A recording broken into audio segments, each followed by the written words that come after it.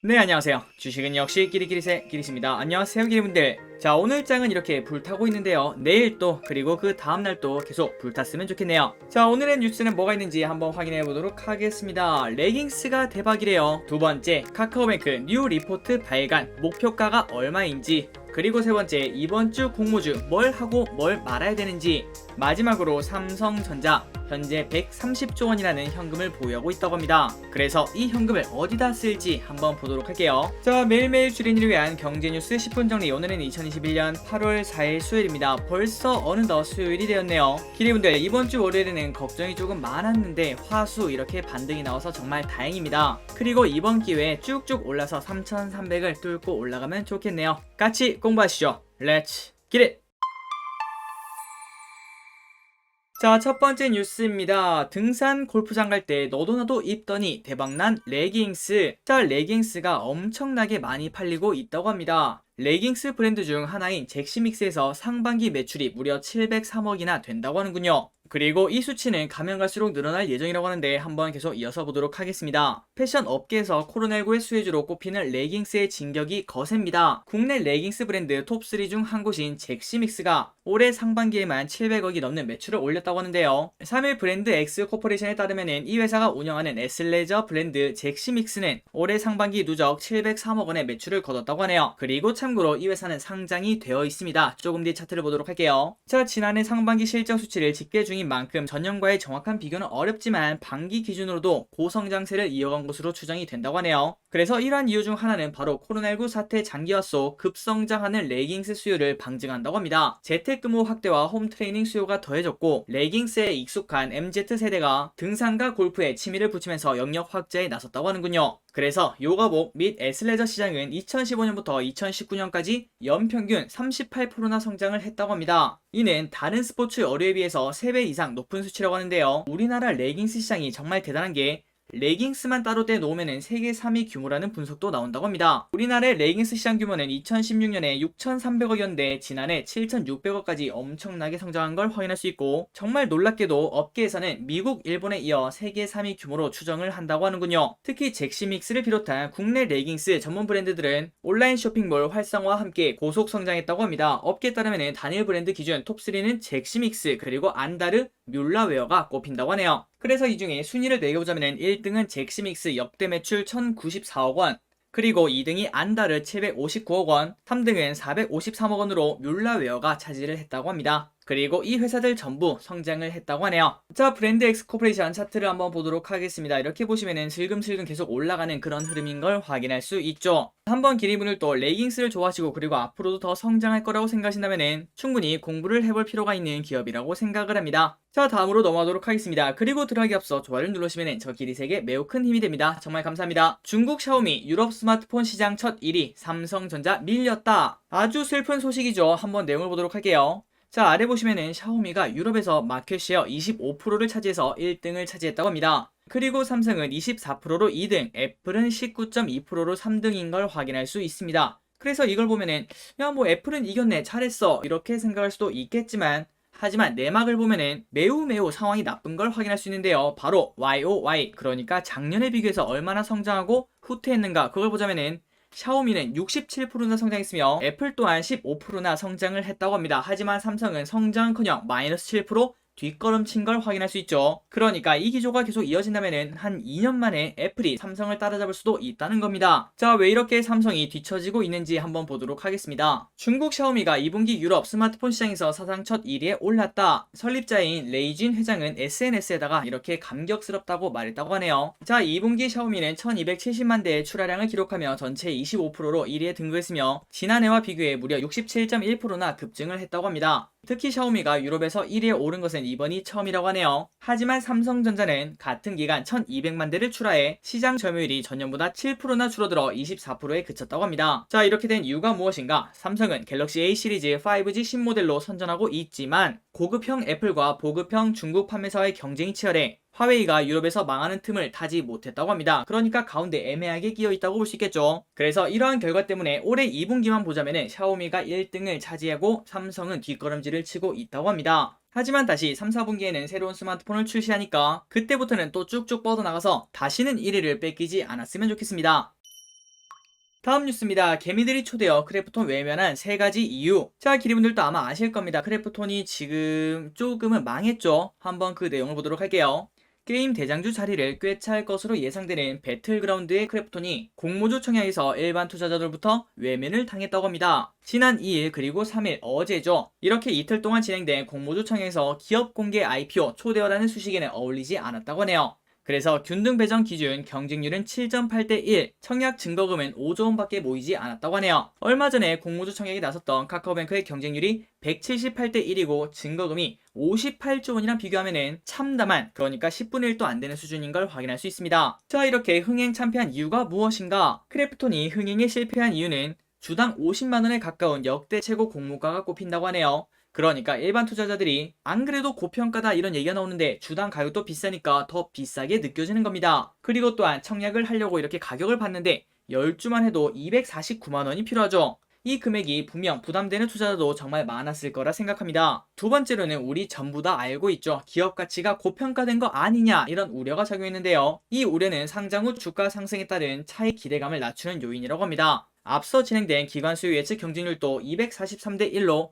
다른 대여급에 비해 완벽하게 저조했던 것도 이런 차원이라고 하는군요. 자, 크래프톤이 왜 고평가인가에 대해서는 지난 영상에서 다 다뤘기 때문에 이제 넘어가도록 하고요. 그러나 증권가에서 이런 얘기가 나온다고 합니다. 크래프톤 상장 이후 주가 상승 여력이 충분하다는 분석이 있다고 하는데요. KTB 투자증권에서는 크래프톤의 주당 적정 가치는 58만 원, 시가총액은 28조 원을 제시한다고 합니다. 이는 공모가 기준 16%의 추가 상승을 의미하는 것이라고 합니다. 자, 개인적으로도 정말 궁금합니다. 바둑에서도 그런 말이 있지 않겠습니까? 대마불사. 그 말과 비슷하게 공모주에도 그런 말이 있는데요. 대여불패라는 말이 이번에도 통용이 될지 한번 관심 있게 보면 좋을 것 같습니다. 자, 다음입니다. 크래프톤을 건너뛰었습니다. 하지만 이번 주는 뭐였죠? 공모주 슈퍼위크죠. 그러다 보니까 플래티어, 딥노이드, 한컴 라이프케어, 롯데렌탈, 브레인즈 컴퍼니, 아주스틸, 이러한 쟁쟁한 기업들이 쫙 줄 서고 있는데요. 자, 이러한 기업 중에서 어떠한 기업을 이번 주에 해야 되는지 한번 보도록 하겠습니다. 첫 번째 한컴 라이프케어, 그리고 두 번째는 엠로, 세 번째는 플래티어. 이렇게 3가지 기업 중에서 기관 수요 예측 결과가 1300대 1이 넘는 건 딱 하나밖에 없었습니다. 그거는 바로 아래에 있는 플래티어가 있는 걸 확인할 수 있죠. 하나씩 보도록 할게요. 자, 한컴 라이프케어는 공모가는 희망가 상단이 13,700원으로 확정했는데요. 그런데 수요 예측에는 662곳의 기관 투자자들이 참여했으며 419대 1, 조금은 저조한 경쟁률을 기록했다고 합니다. 그리고 두 번째, SCM 공급망 관리 소프트웨어 솔루션 기업인 엠로 역시 공모가를 희망밴드 상단에 확정을 했는데요. 그런데 수요 예측에는 783개 기관이 참여해 685대 1의 경쟁률을 보였다고 합니다. 그러니까 이것 또한 저조하다고 볼 수 있겠죠. 마지막으로 디지털 플랫폼 이노베이터 플래티어의 경우 공모가를 희망밴드 상단을 초과한 11,000원을 확정했는데요. 그러니까 10%가 더 올랐습니다. 조금은 아쉽다고 볼 수 있죠. 하지만 그런 이유가 있습니다. 수요 예측에서는 1564건의 국내외 기관이 참여해 1631대 1의 경쟁률을 기록했다고 하네요. 자, 이거는 뉴스 보고 처음 알았습니다. 1시간 넘게 오지 않는 음식, 주소 헤매는 불법 외국인 라이더. 배달도 외국인판이 되는 게 아닌가 싶네요. 우리도 먹고 살기 힘든데 배달이 계속 늦어져 전화했더니 외국인이 받았어요. 이러한 내용이 있는데요. 한번 보도록 할게요. 배달업계에서 외국인 라이더의 불법 영업이 뜨거운 감자로 떠오르고 있다고 합니다. 코로나19 영향으로 배달 수요가 급증한 가운데 배달원이 부족한 그 틈을 타 라이더로 취업한 외국인이 늘었다고 하네요. 그런데 이게 불법이라고 합니다. 3일 관계부처와 배달업계에 따르면 배달업을 할 수 있는 외국인 비자는 F2 그리고 F5, F6밖에 안 되는데요. 그러니까 거주, 영주, 결혼 이민자 이거밖에 없다고 합니다. 그런데 F4 재외동포를 포함한 다른 종류의 비자로는 외국인이 영업하는 게 불법이라고 합니다. 그 이유는 배달업이 서민 일자리에 해당한다고 하는군요. 자, 그러다 보니까 지금 현재 배달업을 하는 외국인분들은 대부분 불법일 확률이 높다고 합니다. 또한 이거를 눈 감고 지나가면은 이러한 문제가 생긴다고 하는데요. 음식점주와 소비자 입장에서는 배달 서비스의 질적 저하를 우려한다고 합니다. 보통 비대면으로 얼굴도 보기 힘든 배달이지만 일부 문제 상황이 발생했을 때 외국인 배달원과 의사소통에 어려움을 겪을 수 있다는 것이라고 하는데요. 만약에 배달 과정에서 사고가 발생해도 불법 취업 상태인 배달원 때문에 그 피해가 업주와 소비자에게 돌아갈 수도 있다고 합니다. 그래서 이러한 이유 때문에 배달을 하는 주 연령층은 20대에서 30대인데 할 만한 사람을 찾기 어려워서 최근 외국인에 의존하는 사례가 있는데, 하지만 위반 시 벌금도 크고 위험 부담이 있기 때문에 대리점들에게 가급적 외국인을 쓰지 않도록 당부하고 있다고 하네요. 자, 이런 식으로 우리나라 정부에서도 외국인의 배달을 엄격하게 제한, 단속도 하고 있다고 합니다. 다음입니다. 쓰지도 않고 쌓아놓은 현금만 130조, 1조만 줬으면 좋겠네요. 삼성전자 자동차 반도체 다시 노린다. 자, 최근 열심히 오르고 있는 삼성전자가 자동차용 반도체 회사 NXP 인수에 도전할 것이라는 기대의 목소리가 커지고 있다고 합니다. 그 이유는 삼성전자가 최근 3년 내에 의미 있는 M&A를 하겠다라는 입장을 거듭 강조한 데 따른 것이라고 하네요. 지금 현재 삼성전자의 1분기 사업 보고서에 따르면 회사는 128조 원 규모의 현금성 자산을 가지고 있습니다. 이는 약 30조 원의 현금성 자산을 보유하고 있는 인텔과 대만 TSMC의 약 4배를 웃도는 금액이라고 하는데요. 업계는 삼성전자의 현금성 자산이 2분기에는 130조를 훌쩍 넘을 것으로 파악하고 있다고 합니다. 그런데 지금까지는 이러한 현금을 전혀 쓰고 있지 못했죠. 그러니 말 그대로 이 돈을 썩히고 있는 것과 마찬가지입니다. 그러다 보니 지금 현재 인텔과 TSMC는 엄청나게 투자를 하는데 그 반면 삼성전자는 아무것도 하지 못하고 있으니까 지금까지 주가가 오르지 못하는데 일조를 하기도 했었죠. 한번 계속 이어서 보도록 할게요. 그러나 이제는 좀 다를 수 있다고 합니다. 든든한 실탄을 보유한 삼성전자는 적극적으로 M&A 나서겠다는 방침이다. 2분기 실적 발표 컨퍼런스 콜에서도 이 같은 회사 계획이 전해졌는데요. 삼성전자 측에서는 보유 현금이 계속 증가하고 있다며 주주들의 관심이 높을 것으로 예상돼 밝히자면은 보유 현금을 토대로 3년 내 의미 있는 M&A를 진행할 계획이라고 했습니다. 지난 2017년에 미국 자동차 전장기업 하만을 인수한 뒤로 큰 M&A가 없는 삼성전자가 미래 먹거리 확보를 위해서 투자할 분야로는 자동차 반도체가 꼽힌다고 하는데요. 그 안에서는 네덜란드 NXP 그리고 미국 텍사스 인스트루먼트, 마이크로칩 테크놀로지스 등이 강력한 후보군으로 떠오른 가운데 시장 2위 NXP가 가장 유력하다는 전망이 나온다고 합니다. 참고로 NXP는 2004년 필립스 반도체 사업부문이 분사에 세운 자동차용 반도체 전문기업이라고 하는군요. 앞서 지난 2019년에도 삼성전자가 NXP 인수를 검토한 점도 M&A 가능성을 높이는 부분이라고 하는데요. 그런데 그때는 인수 금액에 이견을 보이며 M&A는 최종 무산이 되었으나 미국 증권가에서는 지난 4월 삼성전자의 NXP 인수설이 다시 돌기도 했다고 합니다. 자, 전문가들도 이러한 부분에 정말 동의를 하고 있다고 하는데요. 삼성전자가 신성장 동력을 확보하기 위해서는 NXP를 당연히 해야 된다. 그 이유는 본격 개화가 예상되고 있는 전기차 시대에 반도체 중요성이 더 높아지고 있어서다. 또한 자동차 산업 특성상 신규 업체가 공급망에 편입되기는 매우 어렵기 때문에 이때까지 존재했던 NXP의 탄탄한 네트워크 자산을 활용해야 된다는 목소리도 높다고 하네요. 다만 이런 뉴스가 나올 때는 항상 이 얘기가 따라오죠. 이 같은 투자를 결정할 이재용 부회장의 부재는 삼성전자의 대형 M&A에 걸림돌로 작용하고 있다고 합니다. 그래서 이번 광복절에 어떠한 흐름이 나타날지 그 부분에 관심이 높아지는 걸 확인할 수 있습니다. 어쨌든 최근 들어 인텔과 TSMC는 과감한 투자 계획을 내놓고 있는데 빠르게 삼성도 해냈으면 좋겠네요. 다음입니다. 기억나니? 기억납니다. 싸이월드 오픈 11시간 만에 400만 명 클릭. 저 기릿의 싸이월드도 지금 보면은 난리 날 것 같은데 보기도 끔찍하네요. 어쨌든 현재 싸이월드에 접속해 실명 인증을 거치면 과거에 남긴 도토리, BGM, 게시물, 동영상 사진의 개수와 이전에 올렸던 사진 한 장과 날짜를 보여준다고 합니다. 그런데 개인적으로 조금 너무 더딘 거 아닌가 이런 생각이 들더라고요. 투자가 많이 부족한 건지 아니면 기술적으로 너무나 어려운 건지 그건 잘 모르겠지만 어쨌든 지금까지 원활히 되고 있지는 않다고 합니다. 혹시 기레분들도 이불킥을 하고 싶다면 이번에 싸이월드 한번 들어가 보시는 것도 괜찮은 것 같습니다.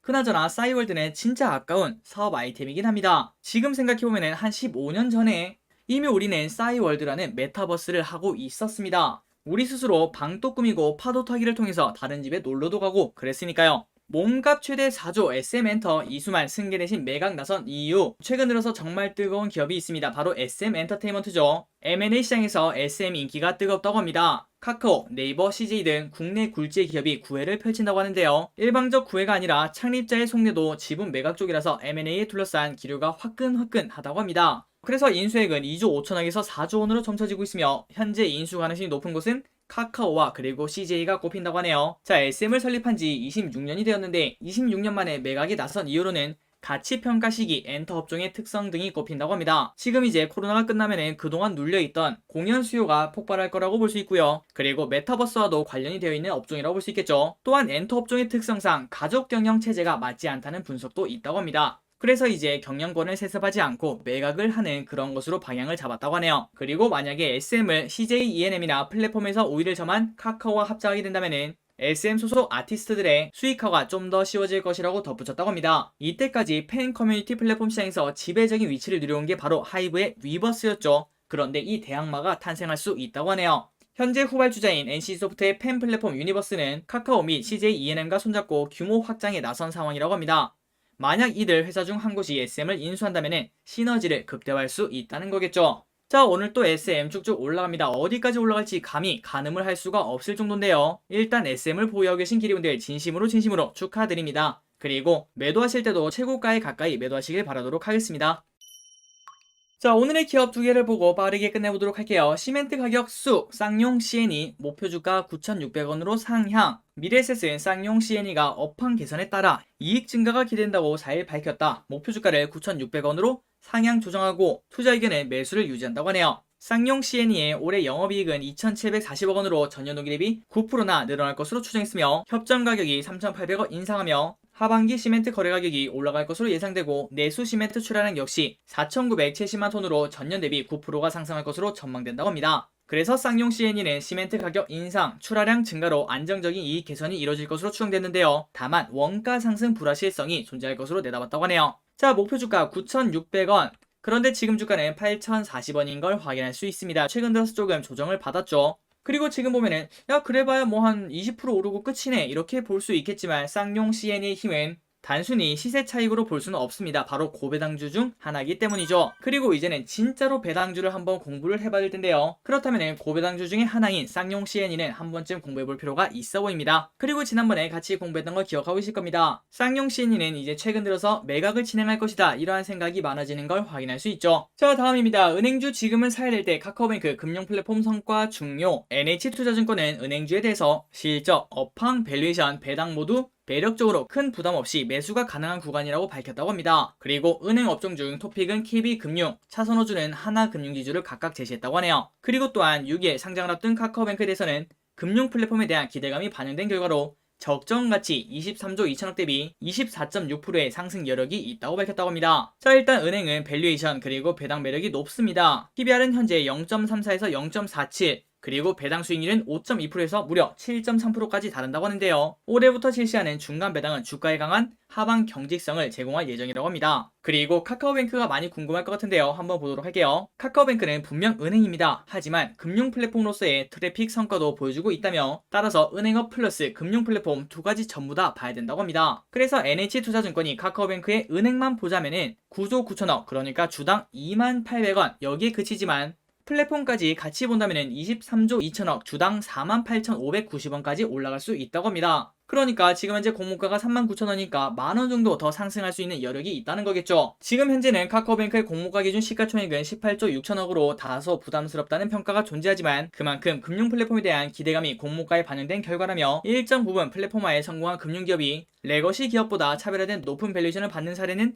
해외에서도 쉽게 찾을 수 있다고 합니다. 그래서 아래 보시면은 스퀘어는 161배, 페이팔은 57배, 로빈후드는 5370배 이거는 좀 너무 심한 것 같네요. 그리고 이러한 회사들은 메이저 금융사 골드만삭스 7.2배, JP모건 10.9배, 시티그룹 6.9배, BOA 11.7배를 훌쩍 뛰어넘는다고 합니다. 그러니까 이걸 어떻게 설명할래 이렇게 말하는 거겠죠. 그래서 결국 향후 카카오뱅크가 금융 플랫폼 관점에서 어떠한 모습을 보이는가에 따라서 플랫폼 가중치는 달라질 수 있다며 마찬가지로 시중 은행들도 향후 금융 플랫폼 측면에서 어떤 성과를 보이느냐에 따라 플랫폼에서 밸류에이션을 받는 기회를 얻을 수 있다고 부연했다고 하네요. 어쨌든 NH투자증권에서는 지금 현재 카카오뱅크의 기업 가치는 플랫폼 관점에서 주당 48,500원 그 정도 수준으로 보고 있다고 합니다. 개인적으로 진짜 궁금합니다. 이번 주 금요일날 어떤 식의 흐름이 나올지 많은 기리분들에게 카카오뱅크가 치킨을 먹을 수 있는 기회를 줬으면 좋겠습니다. 자, 차트를 보고 끝내보도록 할게요. 최근 들어서 KB금융이랑 하나금융지주는 차트가 조금 많이 떨어졌는데 바닥을 타지나 이런 흐름을 나타내고 있죠. 한 번쯤은 공부해볼 필요가 있어 보이네요. 방금 전에 쌍용 CNE를 보셨다시피 지금 이제는 바람이 불어오기 전에 배당주는 어떨까 이런 생각을 해볼 필요가 있어 보입니다. 자, 오늘은 여기까지 경준수가 끝났습니다. 오늘 또 같이 공부해주셔서 진심으로 감사합니다. 내일 또 재밌는 뉴스로 찾아뵙도록 할게요. 지금까지 기리셨습니다. 빠이요.